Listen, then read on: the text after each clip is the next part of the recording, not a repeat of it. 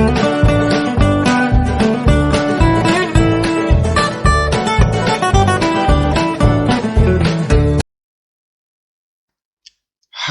kita jumpa lagi di OTM Channel.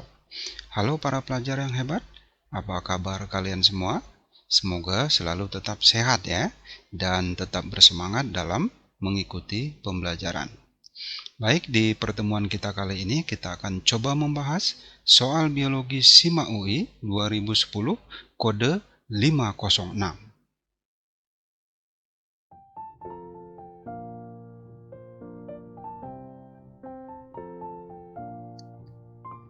Baik, mari kita mulai nomor 13.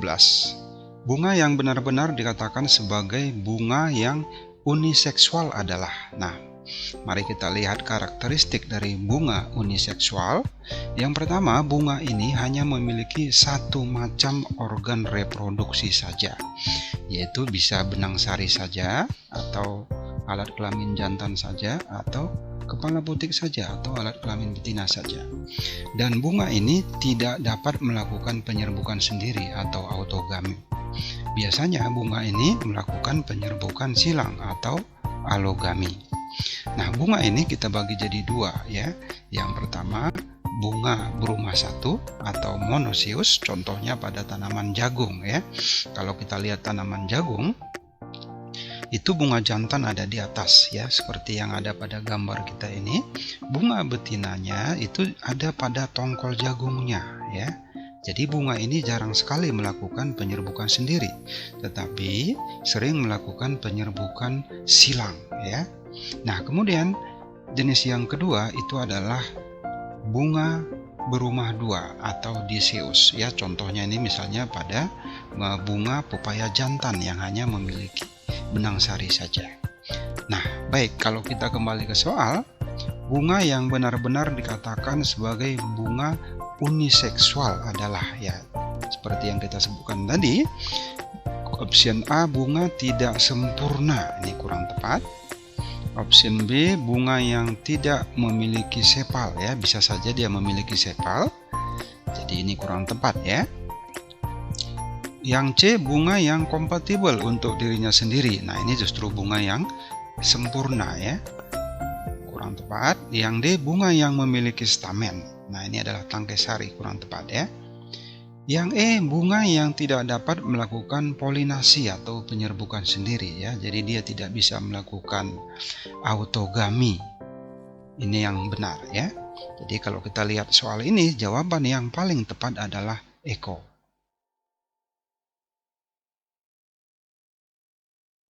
Nomor 14, HIV penyebab AIDS termasuk retrovirus. Sebab virus tersebut, nah mari kita lihat karakteristik dari retrovirus.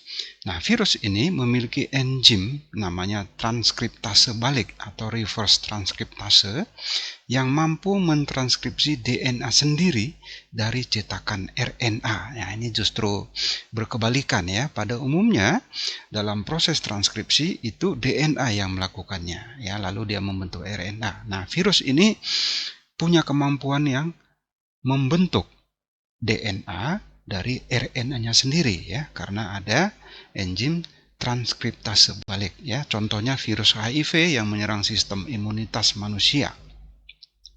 Jadi kalau kita kembali kepada soal, HIV penyebab AIDS termasuk retrovirus. Sebab virus tersebut, nah seperti yang kita sebutkan tadi ya, option A melemahkan sistem kekebalan tubuh penderita. Ini bukan alasan dia kita sebut retrovirus ya, kurang tepat. Option B menyerang sel darah putih limfosit manusia. Ini juga kurang tepat ya. Yang C, sintesis DNA dengan enzim transkriptase balik. Nah, ini yang betul ya. Yang D, memiliki asam nukleat yang terbungkus kapsid. Ini kurang tepat. Yang E, replikasi diri hanya terjadi melalui siklus litik. Kurang tepat ya. Jadi soal ini yang paling tepat adalah Charlie.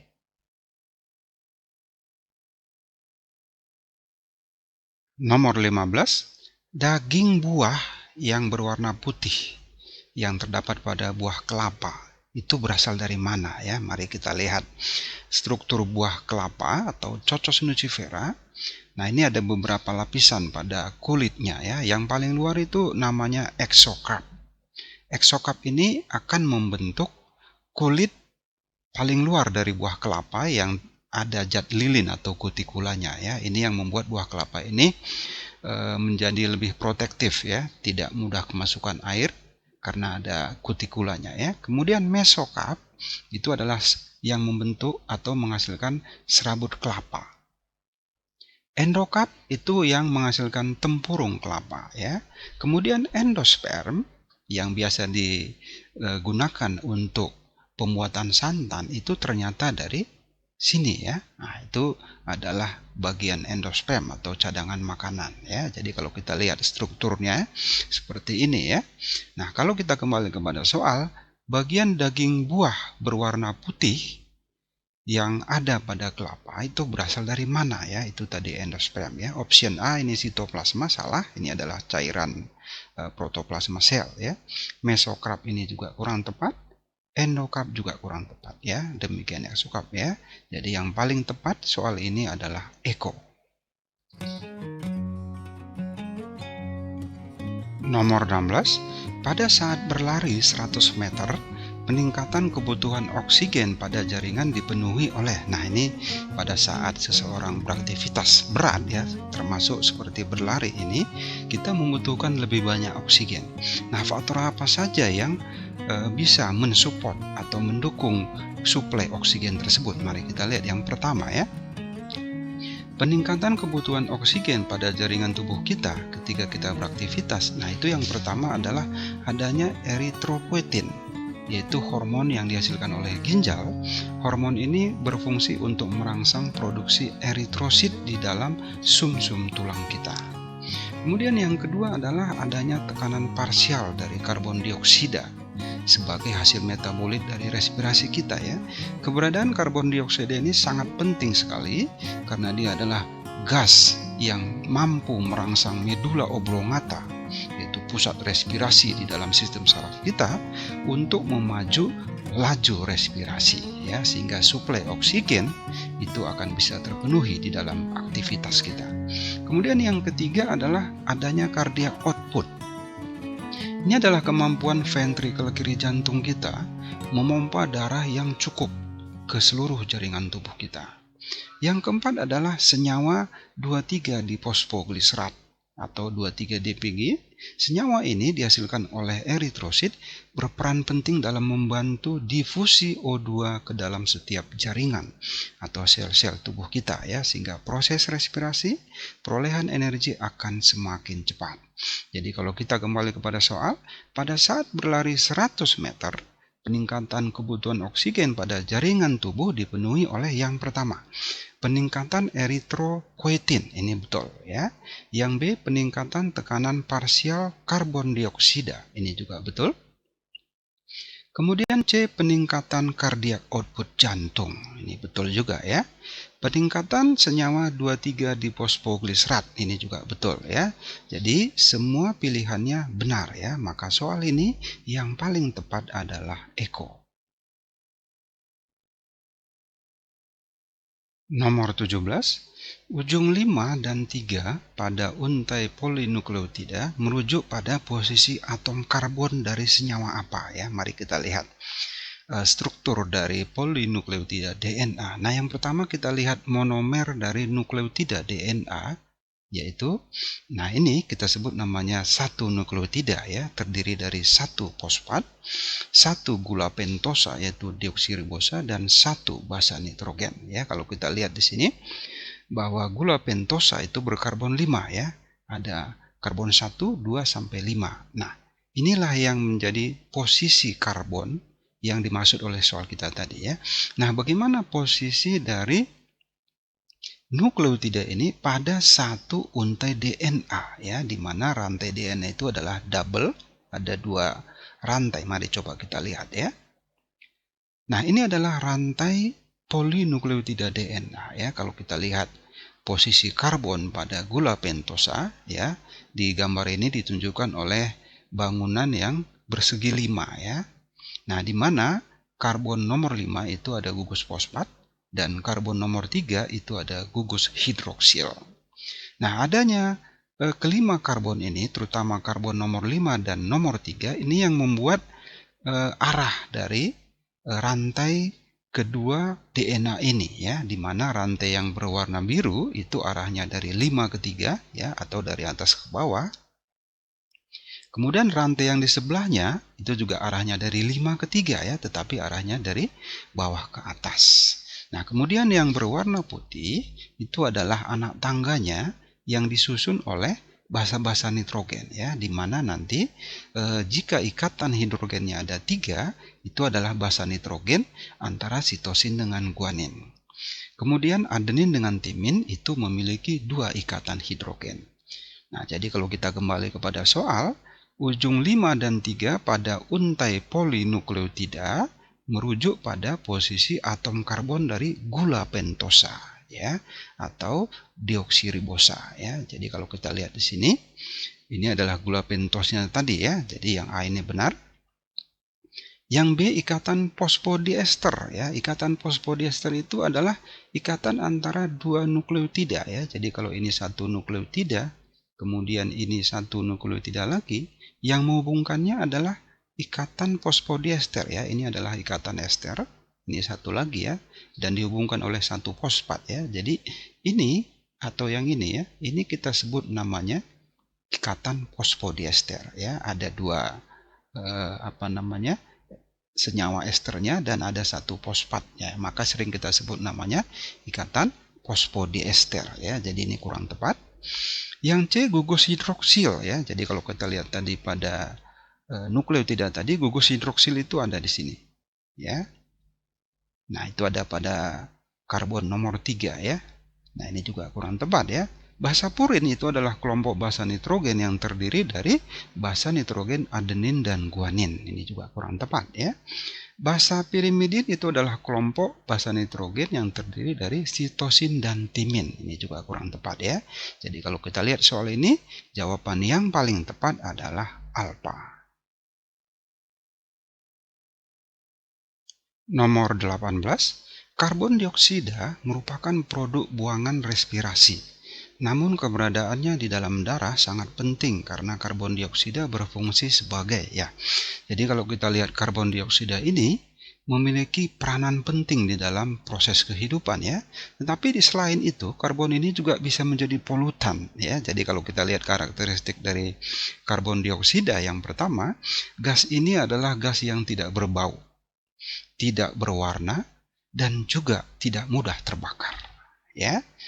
Kemudian yang kedua, jika gas ini banyak di udara melebihi batas ambang normal, dia bisa menyebabkan efek rumah kaca atau pemanasan suhu bumi secara global, ya. Nah, kemudian yang ketiga, jika CO2 di udara ini justru menjadi bahan baku dalam proses fotosintesis, ya, untuk sintesis glukosa, ya. Jadi ini penting sekali justru bagi tumbuhan, ya. Kemudian yang keempat, jika dia berada di dalam tubuh manusia, tepatnya di dalam darah kita, nah, CO2 ini justru menjadi senyawa penting untuk merangsang kerja dari medula oblongata untuk memacu laju respirasi, ya. Jadi kalau kita kembali kepada soal, karbon dioksida merupakan produk buangan respirasi. Namun keberadaannya di dalam darah sangat penting, ya. Jadi kalau kita lihat secara khusus, fungsinya di dalam darah tadi itu adalah untuk merangsang medula oblongata, ya, supaya laju respirasi bisa lebih dipacu lagi, ya. Jadi kalau kita lihat option A, pengatur pH darah, ya, ini kurang tepat. Option B, antioksidan, ini juga kurang tepat, ya. Pengatur tekanan darah, ini juga kurang tepat. Pengikat ion hidrogen, ini juga salah. Yang E, pengatur laju pernapasan, ya, melalui perangsangan medula oblongata, ya. Jadi soal ini yang paling tepat adalah Eko.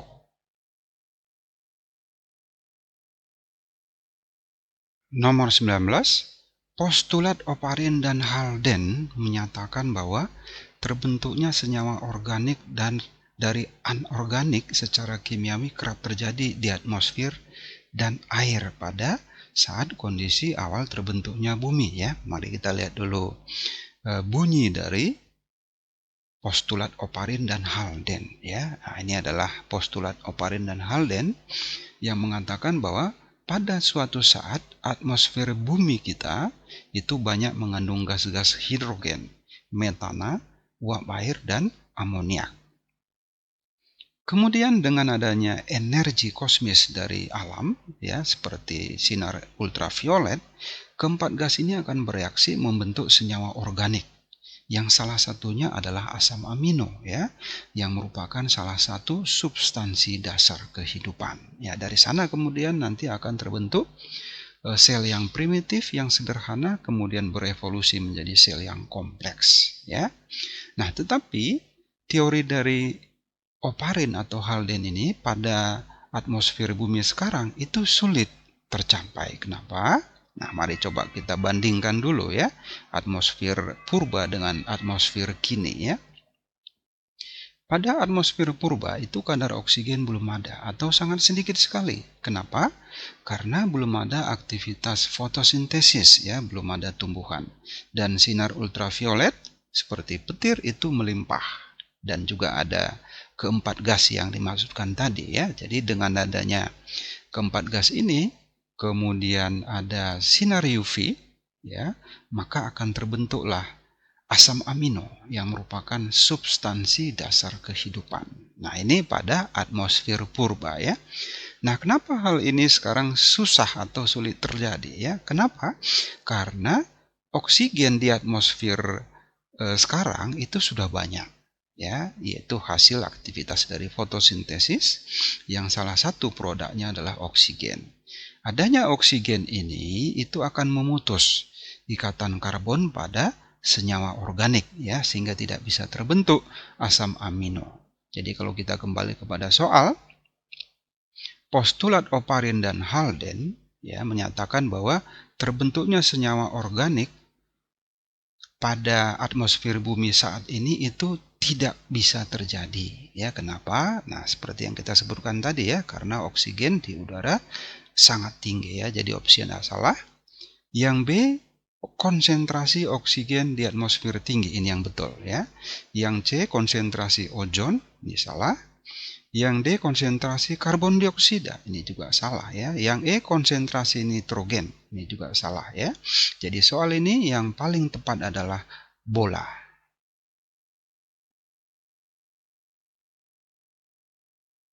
Nomor 20, siklus reproduksi jantan juga dikendalikan oleh sekresi hormon prolaktin ya.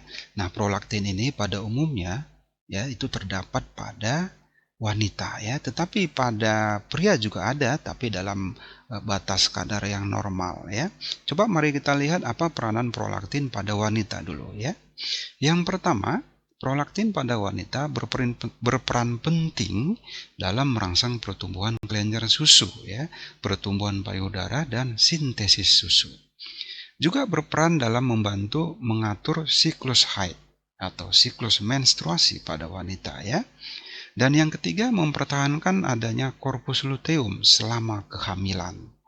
Nah, prolaktin pada pria yang pertama adalah berfungsi sebagai sensitivitas reseptor pada jaringan intersisial. Ini ada pada testis ya, jaringan intersisial ini. Nah, ini untuk membantu atau merangsang proses pembentukan sperma pada intersisial itu ya. Fungsi yang kedua, prolaktin pada pria itu merangsang produksi sperma ya, kemudian menstabilkan gairah seks pada seorang pria. Jadi kalau kita kembali kepada soal, peranan prolaktin ini pada pria ya, kalau kita lihat di sini, prolaktin pada pria itu yang pertama adalah untuk meningkatkan sensitivitas reseptor pada jaringan intersisial ya, jadi opsi yang salah. Yang B, regulasi steroidogenesis, perkembangan folikel ya. Folikel ini pada wanita ya, kurang tepat juga ya. Memodulasi reseptor LH, ini juga kurang tepat ya. Yang D, meningkatkan sensitivitas, ini yang betul. Yang E, meningkatkan jumlah reseptor progesteron, ini juga kurang tepat. Jadi soal ini yang paling tepat adalah dadu. Nomor 21, Agnatha adalah kelompok ikan yang tidak memiliki rahang ya. Mari kita lihat karakteristik dari Agnatha ya. Agnatha ini termasuk hewan yang tidak memiliki tulang rahang dan tidak bersisik ya.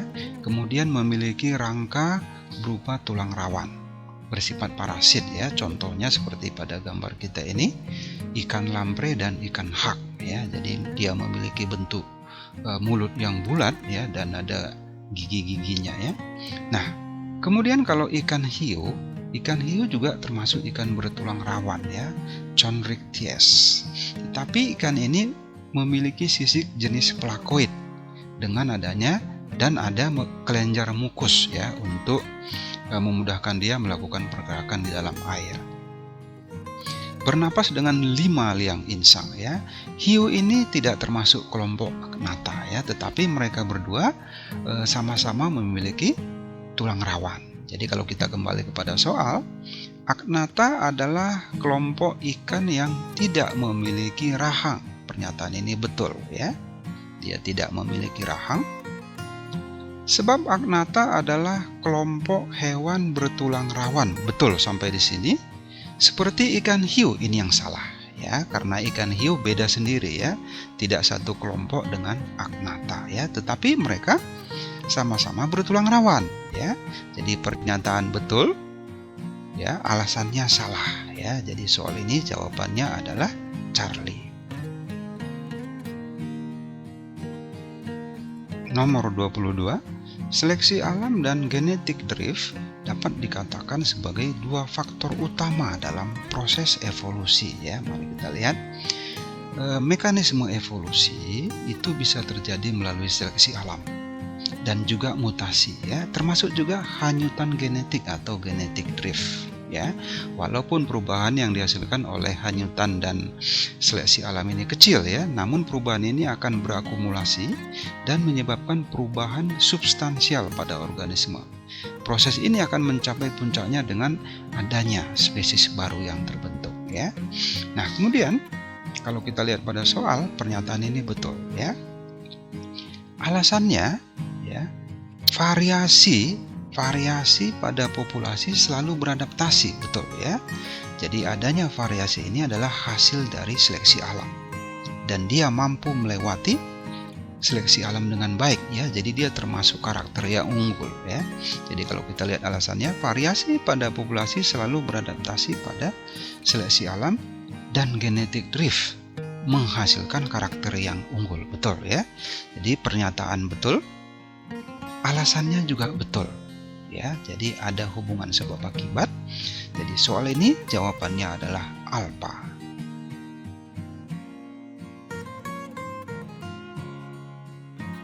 Nomor 23, pernyataan yang benar mengenai lumut, paku, dan tumbuhan berbunga di bawah ini adalah, nah mari kita lihat karakteristik dari Cormophyta ya. Cormophyta adalah tumbuhan yang sudah jelas akar, batang, dan daunnya. Kita bagi jadi dua kelompok.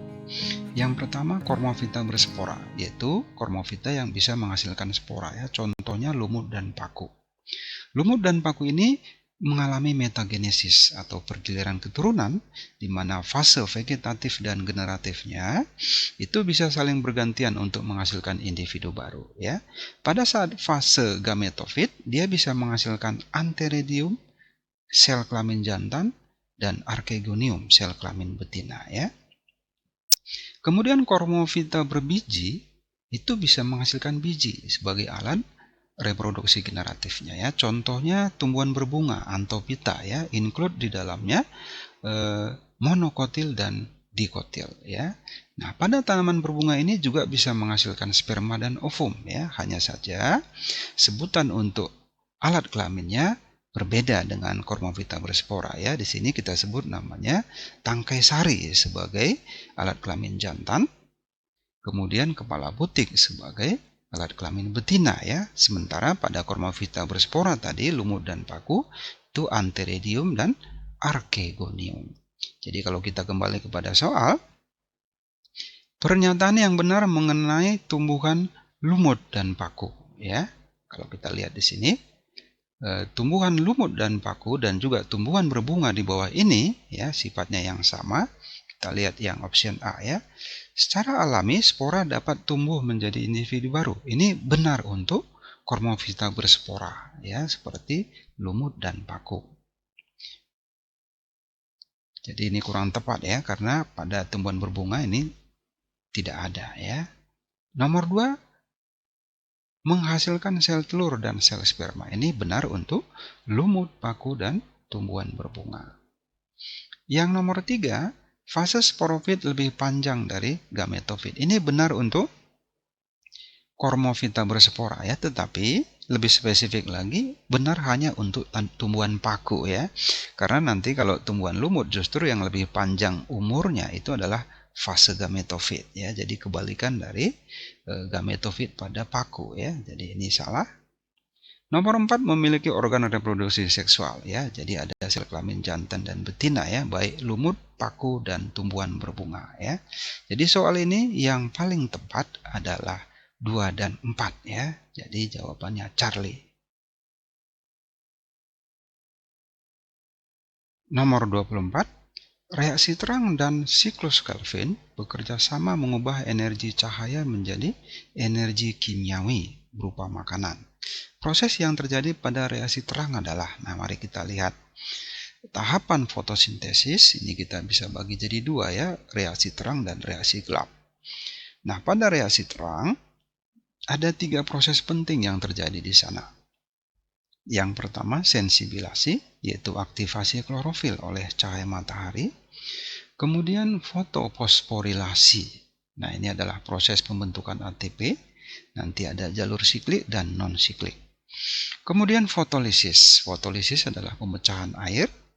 Nanti dia akan menghasilkan ion hidrogen, elektron, dan oksigen.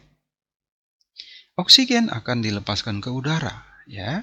Kemudian hidrogen dan elektron itu akan diikat oleh NADP membentuk NADPH2 ya. Jadi ada 2 produk penting pada reaksi terang ini, yaitu ATP dan NADPH2 ya. ATP dan NADPH2 ini nanti akan masuk ke reaksi gelap ya, akan dipakai di sana untuk sintesa glukosa ya.